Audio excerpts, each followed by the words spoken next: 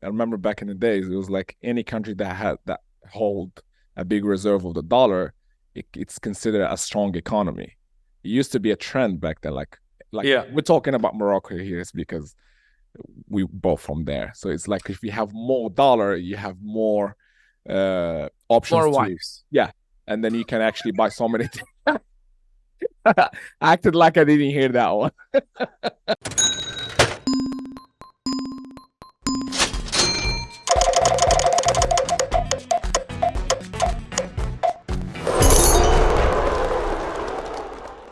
Hey everyone, and welcome back to another episode of Future of DXB, where we discuss everything business, tech, and futuristic stuff. I'm your co-host Saad, and I'm joined with my host Zillion in the building. Hello, hello. Check, check, 1, 2. And in this episode, we're gonna be talking about the economic prediction of 2024. I know you noisy people want to know what's gonna happen next year, so let's dig deep into that, shall we? Shall we? Let's go. Let's get it. We were speaking earlier today, and we're talking. You were talking about Black Friday. So what happened? Yeah. What's happening? So what I'm looking at compared to previous years, especially in the e-com space, usually by September, you see an uptrend in shopping. People are buying for Christmas, Thanksgiving, and all of these things. This year in particular, that trend has just started like a few days ago, and we are in November. So September, October was pretty much dead compared to like previous years and previous data, basically. I don't know if people like holding the money till like Black Friday and all these big events and then start shopping like crazy. Yeah. People like just afraid to spend money compared to previous years. Well, I think that generally the big ticket items. So I think the big ticket items are going to suffer this year. Oh yeah, absolutely. Because in order to buy big ticket items, people are would borrow.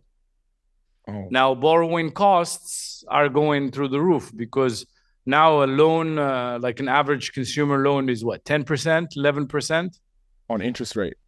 Yeah. Yeah. Yeah. Yeah. Yeah, so north of 10, 20. Yeah. Yeah. So consumption loans went from 3-4% to right now 10, 11. So big ticket items are suffering, like car purchases, obviously house purchasing, and other big ticket items. Yeah. I don't know about the holidays. What will happen for Christmas holidays if people are going to spend the money? Yeah, man. But on small ticket items, in Q3 reporting for most retail companies, they actually did better on like, so the small ticket item retailers have outperformed the big ticket retailers. And which region are we talking here? The US. Okay. And that usually sets the trend for the rest of the world. Makes sense. So so you have this type of this type of relationship that big ticket items are now going through like a downturn. Small ticket items are still going strong. But if you're telling me that in the retail area, like in the like online retailing, which is more small ticket items. Yeah. What do you consider small? Just so for the viewers to know. Well, a big ticket item is something that costs $5,000 or more. Okay. So 5 and up. Yeah. Okay. And small is 5 and down, or are you talking? Yeah, like 5 and down. down. Okay. Yeah. Okay. So what I'm looking here, it's based on your perspective. We're talking small ticket because in the e-com space or like online retail, a small ticket is somewhere between, let's say, $30 to $150. That's considered small. And anything above $500 all the way to like 1,000 or even 1,500 is considered high tickets. So 5,000 is like super high ticket product. Yeah. Well, basically, like if you go to a website and you spend $5,000 online, that's a big thing. $5,000, you want to have a physical interaction with the person you're gonna pay that 5,000. Don't you think? You'd be surprised. Yeah.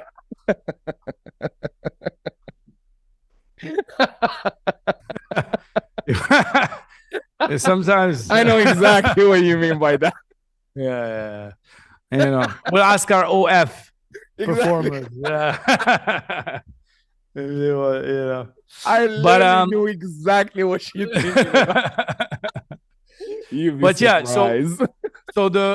so this is actually a big thing because Yeah. because right now, so this whole tightening cycle, which is basically because here we're talking predominantly about the US economy, because that's basically that's the driver for the world economy, right? True. So now what you have is you have high interest rates. People are not spending as much. Well, people are not spending as much on big ticket items. Oh yeah. So now, if you're telling me that the searches and the actual sales on the small ticket items are not performing, Yes. meaning that we have already reached a level which we could have predicted. So because my data comes from financial reporting of Q3. Okay. So now contamination, we already contaminated the small. Now so the trend has already reached the small ticket items. Small ticket ones, yeah. Yeah, that's scary. Which will eventually predict a big financial crisis, I think, for a big recession. Recession, basically. Yeah. Don't you think we are already in recession? Well, I mean, technically, a recession. Data, yeah. Technically, a recession is 2 consecutive quarters of GDP decline. Yeah, negative one, or like decline. Yeah. So negative numbers on the growth of the GDP two months in a row. Yeah. Two quarters in a row. Yeah. So this is the academic definition of a recession. But this time around, the way it looks is that let me give you some background. So starting last year, the Federal Reserve has basically tightened its monetary does QT, which is quantitative tightening. Mm-hmm. So for the past 10 years, since 2008, they've been doing quantitative easing. Okay. Which means that they kept interest rates really low. Which means that they basically issued a lot of money into the economy, which triggered inflation. So they printed a bunch of money. So when a central bank or a Federal Reserve sets interest rates, which is the cost of borrowing, very low, it means that it will it's injecting in printing money into the system. Yeah, to be able to give that low interest rates. Exactly. No, it's basically saying you can borrow money from me without paying me money, which what happened in from 2008 because 2008. Yeah, from 2008. I thought this is like since the COVID. No. So from 2008, from the last financial crisis. Yeah. The central banks have effectively paid borrowers to take money from them. So borrowers are the banks. Yeah. So when you have a central bank that issues money or that issues debt for low interest rate, means that you borrow that money, and when you return it, you effectively return it with few basis points. Okay, so that means that they're pushing money into the system. I see. Now they have increased to a level of 5%, which is they increased 10, 20, 30 folds. So they went from effectively 0 to 5%. Don't look at it as a 5% increase. Look at it as if I was paying 0.1% on my loan, and now I'm paying 5%. Wow. Effectively, if I am a borrower and I have borrowed, my cost of borrowing $1 million was 0.01%. Okay? And now on the same loan, I'm paying 5%. I see. Okay? So I was basically, I went from 0.01% to 5%, which means that I increased my debt servicing money by 500 times.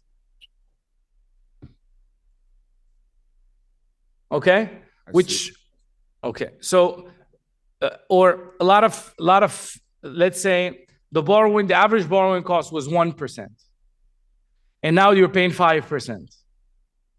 So that means that you as a bank, and this is how much banks pay to central banks. So as a bank, I have to pay 5 times what I was paying. What I used to pay. Yeah. Damn. And this is the same case for people who like borrowed money to like for mortgage and stuff like that. So for example, like you buy a property for $1 million and you pay on a monthly basis $1,200. So with this increase, you'll probably be paying like $2,500 a month. More. Yeah. So your mortgage will be 5 times more than what you used to pay. Yeah, but the effect of this increase will depend on the loan structures of countries. So certain countries, they take fixed loans. So it doesn't matter if the interest went up or down. Yeah. Okay. So for example, in a lot of, so for all Europe, loans are every 5 years. 5 years, so you take, every 5 years you need to renew and refinance your loan. Okay. So you your mortgage. No. Okay. In the US, a lot of the mortgages are fixed rate. So except commercial property. Okay. So anything commercial property are 5 years. What? Okay. Anything residential is fixed rate. No. No. You can choose when you take a mortgage. You can choose if you want fixed or variable. Okay. So what's the difference here, and what the effects will happen to these two based on this increase of? So if you have taken a fixed mortgage when interest rates were effectively 1%, you basically just pay 1%. Even if it's increased by 5. Yeah. Okay. But your bank is in trouble. Whoever is okay. Whoever issued that, the other side of the trade for you is fucked, basically. Yeah, exactly. Because the central bank is demanding 5% for the cost of capital. So you guys have to pay. As a bank, you have to pay. Well, depends. If you have matched your liabilities, if you have duration matching, it's called. That means duration of my assets are exactly the same thing as duration of my liability. So when a bank gives you a loan, that's an asset. All right? If it gives you a long-term loan, so it gives you a 30-year mortgage or 25-year mortgage, on the other side, it takes a liability of 25 years from the central bank, or a 10-year. Usually it's more a 10-year or more long-term. So there's duration matching. If a bank engages in duration mismatch, meaning that they lended you a fixed rate, 1%, but on the other hand, they took a variable rate from they borrowed. So there is duration mismatching, which means that their asset is going to bring them less than their liability. Their liability is going to cost them more than the asset that they will bring, and they will default. Okay. Do you get this? Yeah. Okay. So what's happening today is that in the US, for example, most residential properties, like 80% of residential mortgages, are long-term mortgages. Okay? In Canada, it's every 5 years. Okay. So, quick question here. So, when you reset every 5 years, they will start calculating by the rates of the interest that year, or you still be getting the same interest rate as the first one? Let's say for they will give you the market rate. So if the base rate is at 5%, oh no, your payments are going to increase. Yeah, so that's why people are complaining now on social media, especially in Canada. People are like, we can't stay here anymore. We can't afford our mortgage rates. We can't live in our houses anymore. This is the reason why? That's right. Oh, damn. And in Europe is even worse. Why? Well, in Europe, not only they have every 5-year cycle for a credit cycle of 5 years. This is called the credit cycle. Yeah. So every 5 years you have to renegotiate. But at the same time, a lot of countries in Europe, they encourage people to take mortgages in order for them to access properties. So in order for them to have a house, basically. Okay. So they have, So a lot of European banks, especially Spanish, Portuguese, etc., they're in deep shits. Why? Because most of the loans that were taken during COVID are gonna be renegotiated between 3 and 4 years, which is if the loan was taken in 2021, and in COVID they were giving the loan basically to everyone. Everyone, yeah. Yeah. So you're negotiating in 2024. So 2024, 2025, 2026, that's where the new credit cycle is gonna come. And in Europe, you have rent control in a lot of places. So you cannot increase your rent, especially for people that take mortgages, buy houses, rent them out, and like try to have and try to have the tenant pay for the mortgage. Yeah. They're gonna find themselves that they're unable to pay for that mortgage. Oh shit. So that property is not profitable for them. It's a cost. It's a cost, and they're gonna default on it because they cannot make the payments. Oh shit. And before that, commercial property is today getting defaulted into banks. So what's happening now in the US is you have a bunch of commercial property that is coming to term right now. Okay? So you, as an owner of that commercial property, you have two choices. You either can honor the new rate. So you borrowed at 1, but now you're borrowing at 6, 7%, sometimes 8. And when your bank comes back to you and says, okay, now you're going to pay 8% on that property, you have two choices. You either give the keys back to the bank and say, good luck. Yeah. Or find somewhere else to have, to get the money for the next 3 years, or increase rent, etc. Add to that the fact that a lot of commercial property today is suffering from this work from home phenomena. Yeah, I was about to say that. So you have a lot of vacancy. Yeah. Which means that basically a lot of these commercial property right now is gonna flood the market. So people are returning their commercial properties to the bank. The bank now has to liquidate it and account for their bonds, sell the bonds or whatever, and basically kind of reflect in the mark-to-market the loss that they made on the bonds. It's going to be a shit show.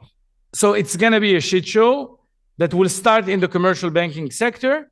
And then it will. You need to understand that this time around, there is no one on the other side of the trade.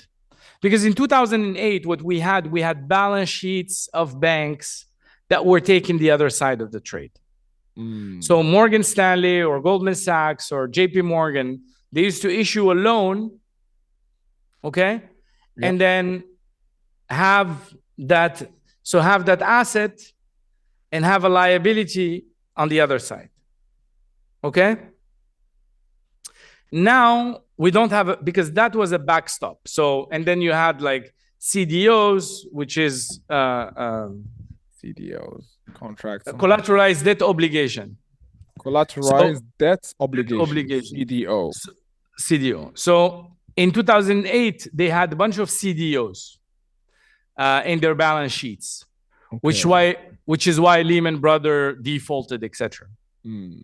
Now, after 2008, the regulator has forced banks to have better balance sheets, meaning to remove the CDOs from the balance sheet. So what they did is they basically sold them to BlackRock. They securitized them and they sold them to BlackRock, and BlackRock sold them as ETFs to a bunch of other institutions and retails. Which means all this means that the next time around, we're not going to have a backstop. Because the fact that balance sheets of banks had these type of instruments, it meant that there was a backstop in there was a guarantee of a bank that has other assets. Yeah. Now there is nobody. There's an ETF that people can sell, and it's going to go very fast. Meaning as soon as we're going to start having defaults in commercial banking, in commercial real estate, it's going to be triggered by huge default swaps, basically credit default CDS. It's called credit default swap. You're going to have like a huge increase in the credit default swap market. And basically you're going to have basically a bunch of securities that are bundled as ETFs. Everyone is going to run to the exit door, and which we're basically going to trigger like an effective bank run on the CDOs. And how long do you think this is going to happen based on like as soon as you have a panic, it's going to be very quick. Sheesh. And this is very contagious. Oh yeah, absolutely. Which means that you're going to have intervention of central banks trying to save the day, which means that you're going to have quantitative easing again, which is the opposite of what central banks have been trying to do. And the quantitative easing is going to be like humongous just to save the system. Oh God. So it's going to be more printing, more lowering interest rates, more of all of that, right? More inflation.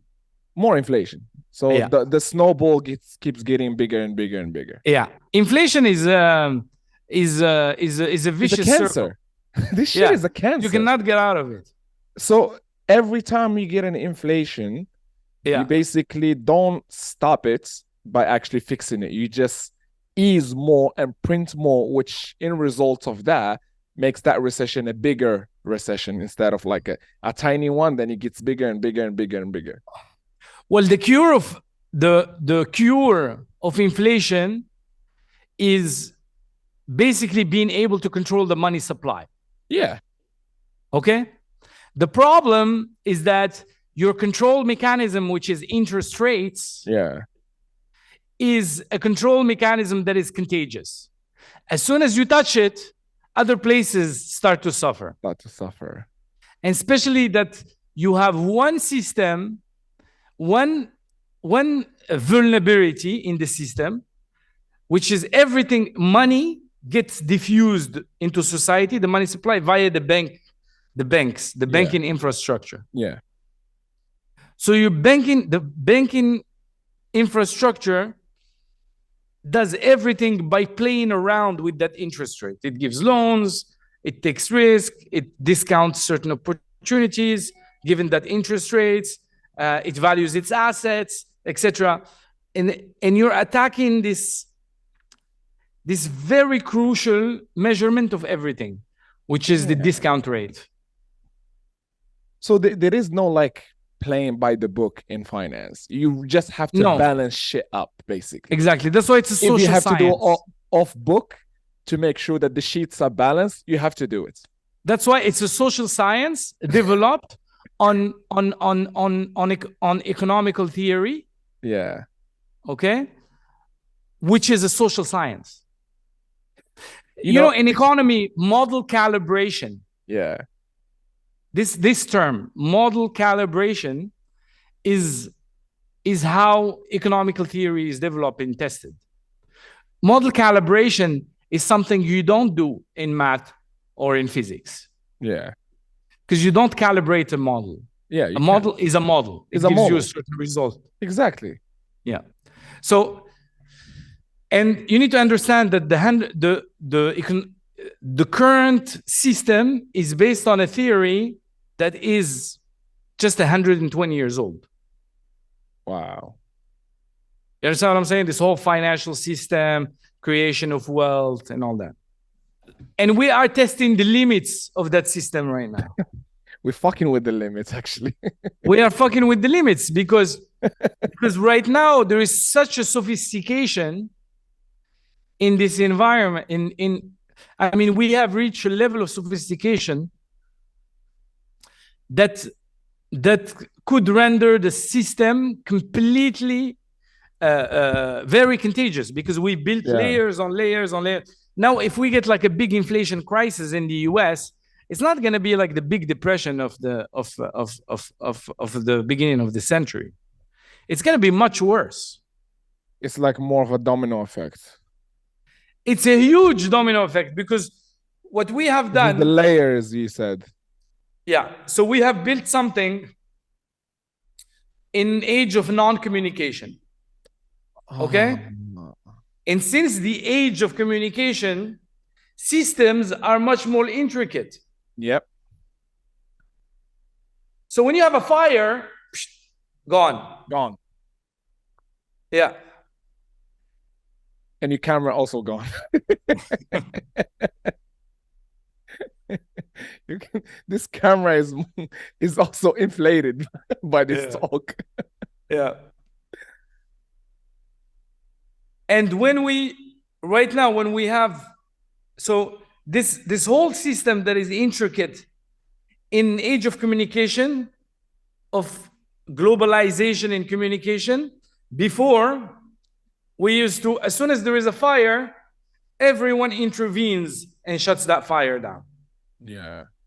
The last attempt of the whole world intervening to shut down the fire was in 2008. And we know how we ended, and we know how we affected so many countries, not just the US.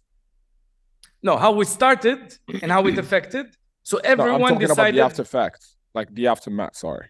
The aftermath, it resulted in an environment where we had no interest rates. That means we were printing money like crazy. But I want to ask you a question here. Don't you think that what happened in 2008 is the exact same thing that's happening now? Like, we cannot not learn from the mistake? Now it's even worse. Because we tried last time to make the bank's balance sheets extremely strong. Yeah. So what we've done is that we outsourced all the risks outside of the banking system. Mm. We told to the banks that you should probably think about securitizing. When you're securitizing, you're just the intermediary between the loan issuer and what you should get rid of this loan as soon as you issued it to someone else. Yeah. But what they've done is that they bundled this risk and they pushed it to pension funds, other institutions, other long-term holders, and they made it very liquid as an ETF. Yeah. So now what's going to happen is we're going to have a fire, and because what's happening up until now, the US is leading this deflationary move. So the US decides to increase interest rates, and then after that, the ECB decides what they want to do, and other banks follows, right? So because the US is the one that controls the money supply, the dollar. Okay, talking about the dollar, this is a good point. So wait a second. Yeah, because I have a good question for that. Continue. So this time around, in 2008, people had no alternative financial system to move into. Mm. Apart from the dollar, you mean? Yeah. Okay. This time around, we have something called Bitcoin. Mm. That is completely dissociated from this system. So if this system fucks up, for the first time in history, run for Bitcoin, for crypto, 100%, regardless of the trust that they don't have or the education that they don't have around the topic of crypto. Assuming someone who never really trusted anything electronic, crypto, all of that, and they have so much money in the bank, do you think they will run for crypto? Anyone that can will, because now there is an alternative. Yeah. There is an option now. Now Back there's then, an there was option. nothing. Yeah. But I want to go back to this point right now just to add another alternative, if we can call it. What do you think what's going on now with this BRICS and all of these countries want to like gang up on the dollar and create another currency that they can trade with? Do you think They will? Yeah. Yes, that's what I'm saying. Do you think this is also one of the international events that can impact the economy of 2024? 100%. Okay. How? So I tell you, right now, for example, I give you an example. Yeah. Right now, there is very much less buyers for US bonds as we had before. Is this because of the inflation of the dollars, or is it something else? Okay. Yeah. This is because countries want to reduce the amount of dollars their exposure to the dollar. Because I remember back in the days, it was like any country that hold a big reserve of the dollar, it's considered a strong economy. It used to be a trend back then. Like we're talking about Morocco here, it's because we both from there. So it's like if you have more dollar, you have more options. More wives. Yeah. And then you can actually buy so many things. I acted like I didn't hear that one. But you know what I'm saying here. Like, you have more power to purchase other things, to trade with other countries and do many things compared to having euro or having yen or something like that. Now the story is different. Now the story is much different. It's the opposite, actually. Now the story is basically today central banks are considering less the dollar as a reserve currency for three reasons. One, there were instances where the dollar was weaponized. Yes. Okay, and this is important. It is important. So from a sovereignty perspective, it does not make sense anymore to hold the dollar. Yeah. Two, if the dollar is inflationary, which means that holding a dollar is holding dollars even in if the dollar is inflationary, which means that treasuries are paying a certain amount of money, but the real inflation is much higher than whatever money you're generating. So on real rates. Yeah. Then the dollar remain inflationary. And if there is a risk of having inflationary issues on the dollar, then it makes less sense to hold the dollar. Yeah. Third, if your first business partner is China and you're going to settle in yuan, why would you hold the dollar? Yeah, exactly. Exactly. Another thing, I want to add another point here. Since we go back to this BRICS or whatever these countries that they all want to create a currency, they have something that's very important for so many countries, which is oil. So now, if you want to buy the oil from them in dollars, it's going to cost you more than buying with this currency that they're going to create, or even using yen as a currency, or the rupee, I think, the Russian one. So let's say you're going to buy a ruble, sorry. So now let's say you're going to pay $100 to buy some sort of an asset from them. With their currency, it can cost you $50. So why the fuck I'm going to use dollar instead? I'm just going to use their currency for 50. Now it's costing me less. Exactly. So countries, I'm trying to explain Hushibat here for people. The crypto world has shown to the world that if you want to have a sovereign currency, you need to increase its utility. Yeah. Meaning your sovereign currency needs to be useful. Yeah, it's not just a currency. Exactly. And the way to make it useful is to make it accepted, or to give your counterparty a reason to spend it. Okay? Yeah. And so you either increase the reason to spend that currency, or decrease the risks related to holding it and making it deflationary, not inflationary. Yeah. Making it scarce. Right? So if I'm a central bank, what I want to hold in my balance sheet, one, a currency that I can use everywhere.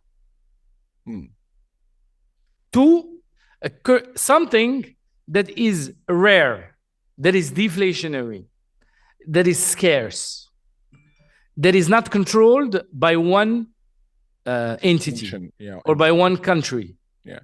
Okay. What is that other thing? That could be gold, also Bitcoin. Yeah. Okay. So we went from an age where we were committed to the US dollar as the only reserve currency of the world to an environment where every single nation is evaluating, saying, okay, why would I hold the US dollar if my number one trading partner is Europe? Why would I hold the US dollar if my number one trading partner is China or Brazil or India? Or Russia. Or Russia. Russia does not want the US dollar. Absolutely. Russia wants to be able to settle in their local currency. Yeah, or like a currency that's agreed by these countries. No, people, they will not agree on one currency. You think so? No. They will agree on a settlement system. I was thinking like creating an actual currency that they can use for trade instead of like, oh, let's just pick Russia or let's just pick the No, they just like you just hold one. No, in order for me to, if I buy from you, so I go to my GDP, okay? Because when I hold your currency, or your debt, so I owe you, because central banks, they don't hold the actual cash, they hold the bonds. The bonds, yeah. So if you are Russia and you are my number one trading partner, I will hold Russian bonds. And I will use them whenever I want to exchange my Moroccan dirhams into rubles, for example, to affect the interest rate. So every time I want to buy rubles in order to settle with you the transaction, I will sell my treasuries, my ruble treasuries into ruble. And at the same time, I will buy the same quantity in the market. Just to balance it. You understand what I'm saying? Yeah. So each nation is now exploring ways to do that. Add to that each nation is taking into account the fact that today they can build an infrastructure that will allow them to settle these type of transactions without building on the old system, SWIFT and all that. Yeah. Which is blockchain. Which makes the absorption power, the absorbability of the US dollar even less absorbable by the world economy, which increases the chances of having a higher inflation. High risk, yeah. Shit. So it's pretty much like the whole world against the dollars at this point. I think the whole productive world. Yeah. I want to talk to you about another part, which is away from currencies and inflation, because this is something that's kind of been on the talks in social media, and so many people are like afraid of what's going to happen, especially with the rise of the AI and things like that. People are saying that moving forward, let's say just next year, this is what people are predicting. I'm saying, it's not sure. Is going to be a lot of like the high employment rates, like by next year and the year after. Do you think this is going to happen, or like this is just fear? No, AI for now is going to impact. Apart from AI, let's just put AI on the side. Let's just go with the inflation, and companies can afford having more people on board. Do you think we're heading that? So the worst thing is stagflation. And this is what will happen, I think, is that you're going to have a high inflation and nothing to buy with that money. Okay, so that money is worthless, basically. That's the worst you can have. So there is no chance of having a high unemployment rate. No. By 2024. Okay. No. So companies will adjust. So companies will adjust to inflation. And how do you think that will be? How they're gonna adjust to that to keep people on board and keep? Well, because they're gonna transfer the money. They're gonna transfer the cost to the consumers. So, oh shit. So And the inflation is gonna get consumers even are going to higher. request, So inflation is gonna go even higher. So if you used to pay exactly. $10 for not milk, but let's say you pay $5 for milk, you're gonna be paying $10 for milk. That's right. So the consumer is the victim here. No, the non-productive consumer. The non-productive consumer. So inflation is basically a trend. You either ride the trend or you suffer the trend. There is no in between. I think a lot of people are not gonna like this part. Yeah. Yeah, which is, I mean, it is what it is, basically. So you either, I'm charging more for my services because my services are very relevant, and I need to pay for shit because things are expensive. Yeah, so I have that price elasticity, or I don't. I'm not productive. No one cares about what I do, but at the same time, I have to survive. So I have to pay the uptrend. Yeah. The only thing that is deflationary by nature is technology. Yeah. Because technology improves productivity, and productivity means that I can do more for the same cost. That's the only deflationary asset. Yeah, and we've seen so many projects and companies and SaaS companies on the automation space and the AI space coming in with this because, as you said, this is not going to suffer, obviously. Yeah. It actually makes life much more easier, and you won't have to hire people or invest more to get the same results. Exactly. So if you are to get more results. So if you are riding the inflationary train while being in a deflationary locomotive, that's where you're gonna have abundance of resources. Okay. So when Elon Musk, this is how you can win in an inflation society. That's literally the blueprint. Okay. Yeah. How you can win in inflationary society is by being inherently exposed and having a contribution and having your life around the deflationary activity. Yeah. This way you are creating real value. Productivity is what's going to create real value, and productivity is improved by technology. So if you are in a technology that is deflationary, and your assets are in a form which is deflationary, then you're basically riding a parallel system. Absolutely. You're not moving with the system. It's like you're shorting a stock that you already predicted is gonna go down. Exactly. That's fucking insane, man. So you're shorting and you're leveraging the short. Leveraging, yeah. So basically, innovation, technology, AI, automation, renewable energy. That's the space or the spectrum where you want to be in terms of a word that's dealing with inflation. Yeah, you want to be in somewhere where you improve productivity. Yeah. You want to be somewhere where your output is to improve productivity. Yeah. For example, being in content, it's a way to improve productivity. Absolutely. Because right now, instead of me just having with you this information, just sharing it with you, I can share it with hundreds of thousands of people. Yeah. That makes me more productive. Because in order for me to talk to 100,000 people, I would need to rent 100 rooms of 1,000 people and organize 100 events. And move these people from wherever they are to that spot. Yeah. That's unproductive. Now they can be listening to this while scratching their balls. Yeah. So that's like double productivity. That's like productivity on... That's like multitasking, basically. Yeah, that's like productivity on balls.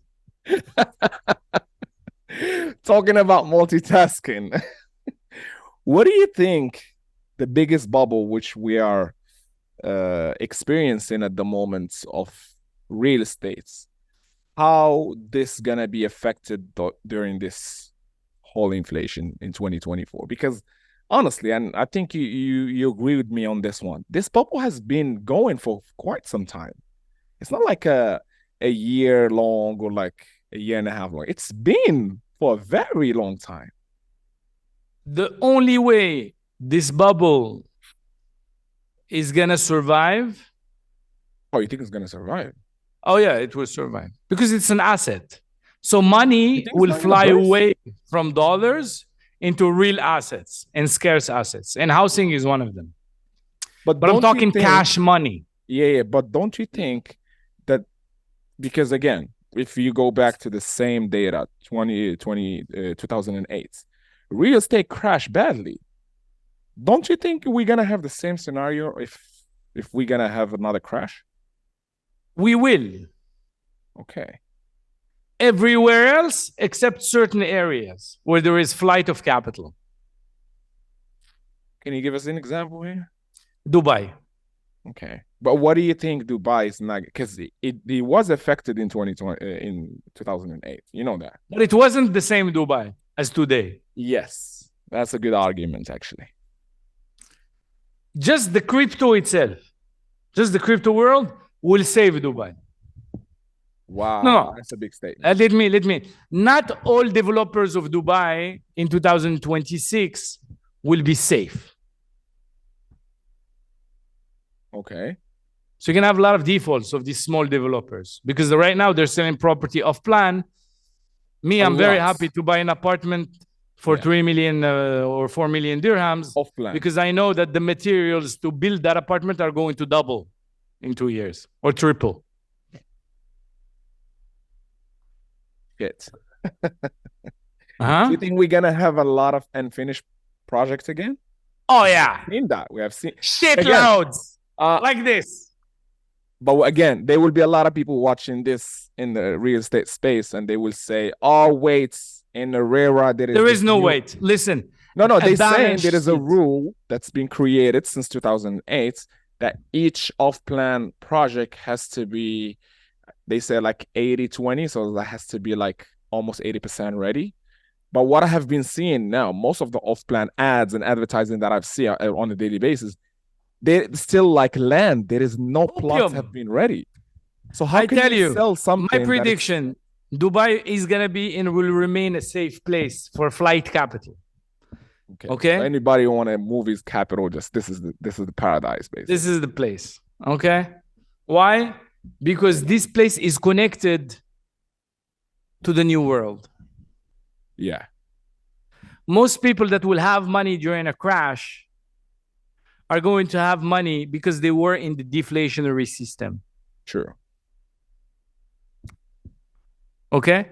And most developers that they will be able to build and finish, it's because they have very strong balance sheets. Yeah. And they're too big to fail. Yeah. We have some names here. Of course. There will be two. Amar. Yeah. If you buy with Amar, look, I tell you one thing. If you buy with Amar, it's an inflation hedge. Wow. He's not getting paid to say that, by the way. It's an inflation hedge. Why? Because with Amar, we'll have no problem finishing a project at loss. Yeah. Amar will have no problem. Because they are a very successful brand. Because they are the face of Dubai. They are, honestly. They can't fall. They can't fail. You can't, absolutely. Man. But if you buy from Garbush Burgush, Gargush, you're fucked. You're gonna sit on it. Absolutely, man. Absolutely. No, that's because he has nothing to lose. He's gonna take a plane, go somewhere else. Out of here. Yeah. Sorry, sir. It's inflation. It's inflation. And he didn't hedge his materials. He didn't do all the work. Okay. Amar is hedging materials. They're buying futures. They know that inflation is a sticky subject. And they will be surprised. Since we're talking about developers and inflation, capital moving here, do you think the move that most of developer, when they start taking payments with crypto, do you think that was a good move? Because personally, that's an excellent move. Yeah. Personally, based on my small knowledge in the real estate space internationally, I know here a lot, but internationally, I don't know in other countries, let's say the UK, Australia, other places, do they accept crypto? So No. that's a fucking smart move, man. That's a huge move. Yeah. Because now we go back to the same point you mentioned, that this place is where capital will fly to. And Like, the only way to move that faster, to move that capital faster, is crypto. Absolutely. In a fucking minute, seconds, boom, In a second. automatically. Yes. Yeah, that's a smart. So that's, again, we go back to your point. It is true. This place is definitely, not definitely, I'm not gonna say definitely, but not gonna survive, not gonna struggle with the coming inflation. Or this place is dumb proof. It's dumb proofed. Why? Because it's so diverse. Yes, it is. Because most people just see the tourism parts. People who never lived in Dubai, or they came to Dubai for like a vacation, they only see Dubai as like a destination for like holidays, stuff like that. But there is a lot here. Tech. One, there is a lot. So many things. Two, it's connected to the future. Yeah. And that's what's it's gonna like save them from. It's future proof. Yeah. Dubai is future proof. Future proof by its leadership, future proof by the people that are coming here, future proof by its connection to the digital asset world. Yeah. Future proof from a geopolitical perspective. Future proof from every single, and plus it's a city. It is. The whole UAE is future proof, but Dubai most definitely. So now, will you have failures in Dubai? Yes. Yeah. I mean, we can't just be delulu about this. Yeah. But if you buy from I'mal, or you buy from maybe Damak, yeah, I will list it. More or less. Yeah. Okay. More or less. But what I'm saying is that you are buying today, you are buying basically at less than cost of delivery in 2026. Yeah. Because the materials are going to go through the fucking roof. Yeah, based on everything. From a dollar perspective. Yeah, from a dollar perspective. Not from a Bitcoin perspective. From a Bitcoin perspective, it's deflationary. Yeah. No, but we go back to the first point of this podcast, is like everything will be more expensive because of the inflation. So it makes sense that when you get to 24, 25, if you're gonna buy a brick for 1 cent, you're gonna pay $1 for a brick, because it's not the same price anymore. Yeah, but we're gonna have worse. We're gonna have stagflation.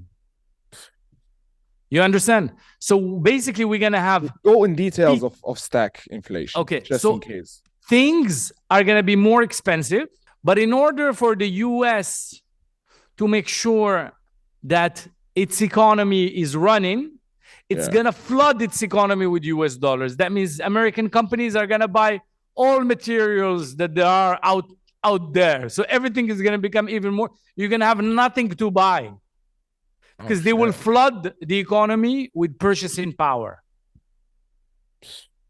So everything is expensive and there is nothing to buy. That's an interesting thing to it's witness. The worst thing you can have, because it's a self-fulfilling prophecy. And the problem is that if the only way to control monetary supply that gives you more control points or more features is if you have a CBDC, programmable money. That means you have. So right now, in order for me as a central banker, in order for me to control the money supply, I only can play with discount rate.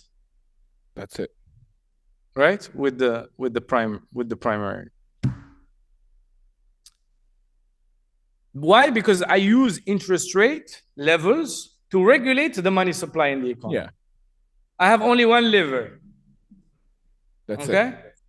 Okay. Take it up or take it down. I have up and down, and I have a PhD that looks trustworthy, that goes in front of the mic. It says, ladies and gentlemen, I have this lever here. And I'm gonna put plus 1% because we the action is plus 1% or minus 1%. And then I have to sell it to you. So you have to understand it. Okay. But now imagine that I replace that one lever with a fucking dashboard of things I could do. Explain that in detail. Because I can program the money I push into the economy. I can say this money is for consumption of these particular products. Done. And you can't fuck around with that. You can't fuck around with that. My camera is fucking around. Just like how your camera. Yeah. So I can say, I want you to consume. This money is going to expire by Christmas. And you can only buy local products. And that money only buys those local products. But how can you do that in a real world? How can you do that? CBDC. You can. You can. CBDC. We invented that. Crypto. Exactly. That's what I'm saying. But in a programmable real world, money. But can you do that with dollars or other currencies? Yes. But the US is so late in program. Now the Europe, they're already in the trial. China, they already did the trial, etc. Now they're doing the first transactions. So Chinese people can only buy certain things. Yes. But locally, they can't go ahead and buy things from outside. The CBDC gives central banks the ability to program certain features in it. Okay, so that was just an example. Yeah. Okay. But now we replace. You can control so many things with that, actually. You can control like a fucking. Yeah. Yeah. But coming from someone who's ignorant to this finance space, why they haven't fucking done that a long time ago? If you can actually control it, which gonna give they don't get it. How old are the central bankers in the world? How old? What's the average age? I don't know. You tell me. 60? The 70s. Oh shit. So this is like the fucking what they call them. What's that generation? there is millennial, there is what else? هادو قايلين يوم هادو قايلينهم. So they go from manual shift to fucking automatic. Yeah. Shit. Yeah. So the fact that they are late, it's gonna increase more the inflation pretty much. They're gonna disappear. Yeah. That's it. You're late to the party, basically. You're basically no, they have abilities to do it tomorrow morning. With an executive order, yes, yeah. With an executive order, with Donald Trump running the country, with him advised by if Donald Trump is because there, the US has the capability, they have the companies, they have Coinbase, tech, they have all of that. Best guys. Yeah, that's it. They can do it overnight. Damn. But the political system would not let them. So there is a problem in the country with people who knows tech. They know how to do new age finance, and the old motherfuckers who've been there for decades who still use pen and paper to fucking operate a whole country. Exactly. God. That's exactly how the United States of America as an empire will fall. Wow. That's exactly the dumbest way, which is the dumbest way to fall. Yes, well, I mean, the greatest people die the dumbest ways, huh? That's fucking stupid, man. Yeah. Like as a country with so much history, so much. I mean, the United States started with a dumb incident, and it's gonna finish with. It's gonna end with a dumb one, with a bigger dumb one. Yeah, George Washington was bled to death by doctors that thought they were helping him. Oh my God. No way. Oh yeah. Is this a fact? That's a fact. Oh fuck.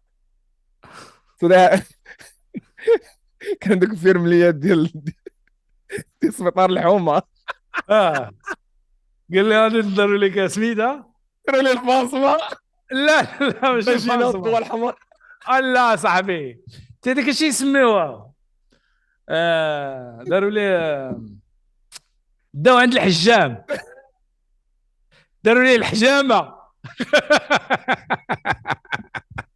وما يديروا ليه مراجع وما يقتلوا دين امه.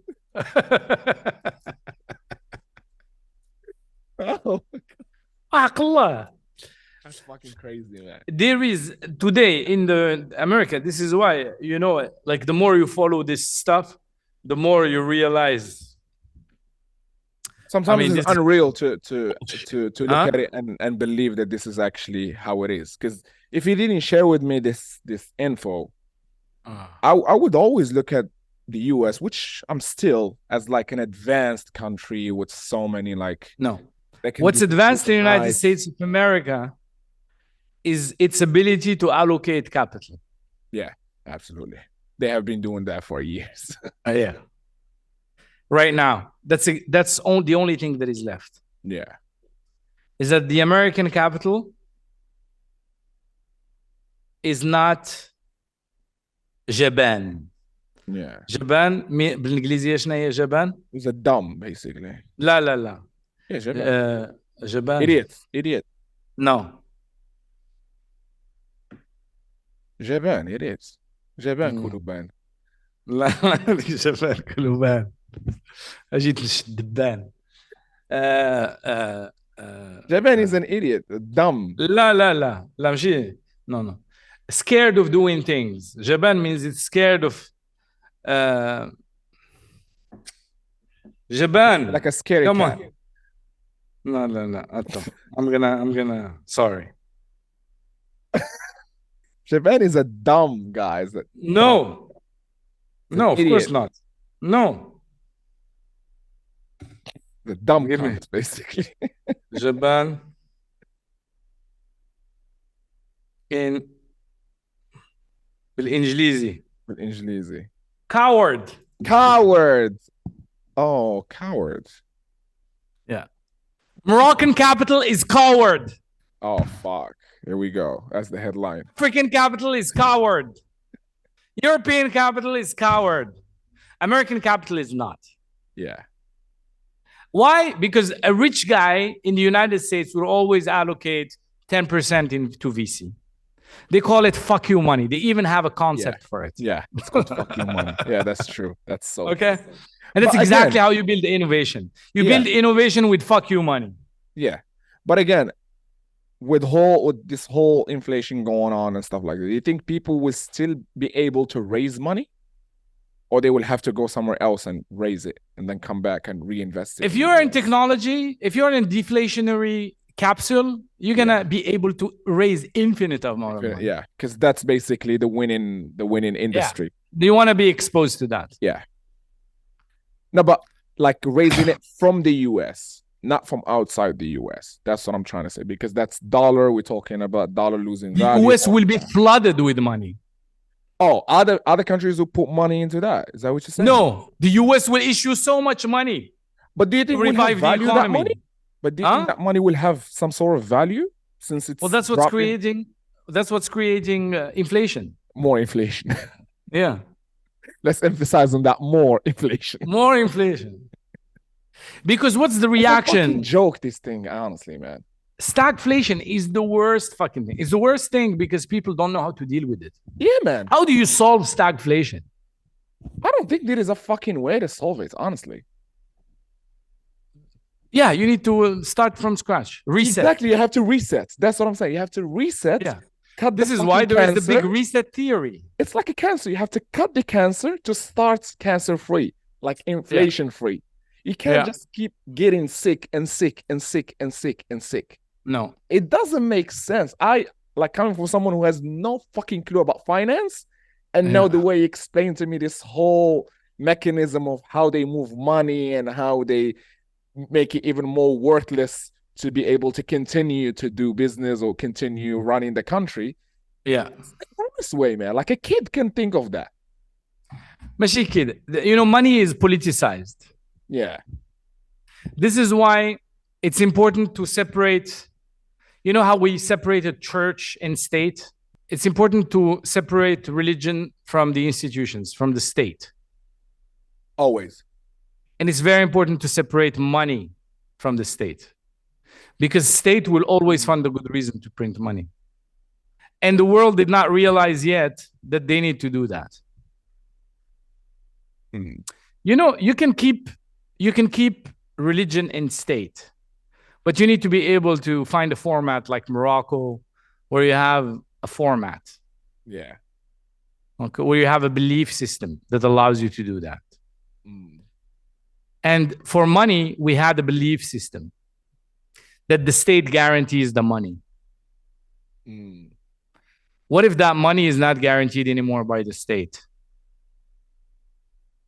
Yeah, actually. What if the state fucks up the money? Then we're going to come into a second realization that we need to separate the money from the state. Do you think this concept is working for us? Like working good for us? For what? For Morocco? Like, yeah. About what? But keeping the states and the money and like not separating them. Well, a lot of countries effectively separated money and state because they use the US dollar as the base currency. So Hong Kong, for example, is pegged. The Emirati dirham is pegged to the US dollars. Singapore, I guess. Singapore also. Yeah. So there is a separation of state and money.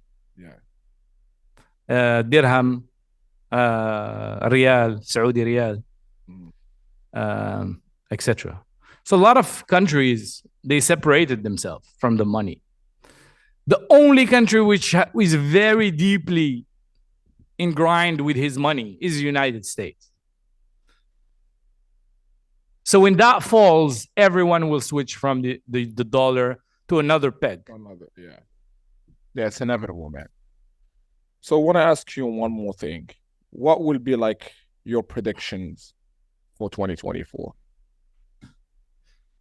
2024 is gonna, for me, it's an election year. Yeah, that's one. In the US. Which means that a lot of decisions are gonna be made to please the people. Yeah. And no polarizing issues will be brought by the current power. So you're looking at it as like the happy Democrats. Year. No, I'm looking at it as the precipitation year, the year where we're gonna do a bunch of shit that does not make any sense for the long term. Because we're looking to please. Yeah, to please the nation. Is that what you mean? To please short term, so people vote for us. Yeah, to just get them. And at the same time, I want to talk no polarizing issue that will put me on the spot. Only positivity, basically. Only anything that can bring me votes. Yeah, it's gonna keep people happy. And yeah, all the laws which means that you guys want. That the crypto people are gonna be happy because they're gonna have Gensler approving the ETF. ETF, boom. Okay, this is one. Yeah. Two, they will be basically status quo on all major issues, including CBDC. Okay. Okay. Three, you're gonna have status quo on all type of war and all this. We're just basically gonna try to keep things by printing or whatever we need to do just to keep status quo until election year. Yeah. Yep. This gives perfect environment for a storm. Afterwards. Yeah. As soon as if ever a crisis hit, it will be 2025. In 2024, it will be let to get worse until election passes. Oh, so no one will know we are in a crisis simply because let's fucking wait till this election finish and then we can 100%. 100%. Okay. Now you kind of like in a nutshell, like gave me a bit of what's gonna happen in 2024. So let's summarize it in this. 2024 is the curtains before the real show, which is 2025. And 2025 is going to be explosive. So is it a shit show? Is it a good show? That's what I'm trying to explain here. It's going to be the shittiest show we've ever seen. There you go. So 2024, in a nutshell, is the curtains. No, 2024 is basically the nap or whatever procrastination that you do when you're very stressed of doing something and you make it become worse. Nap de Lazar. I know which one. 2024 is going to be that. So if you want to do any investment in 2024, do you think you should hold till you see what's going to happen in 2025, or just fuck it, go for it?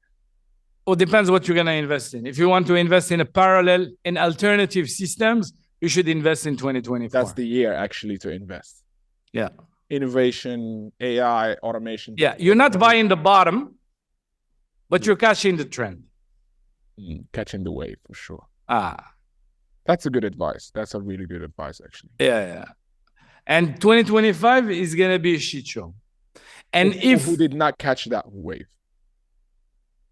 It's going to be a shit show for everyone, but if you are in a deflationary capsule, I think you're safe. Yeah, that's what I'm saying. So deflationary rate spectrum is mainly anything tech, crypto, AI, automation, things like that, which you should be investing on in 2024. That's right. Cool. Amazing. All right. This is the end of this episode. I hope you guys enjoyed every part of it. If you guys have any questions or you want to add more to this episode, drop the comments below. Do you have any last word to add, Zillion? Oh, nothing. But this was a very cool episode. I hope, I was right last year. So I hope I'm right this year. Let's go. Peace, everybody. Cheers.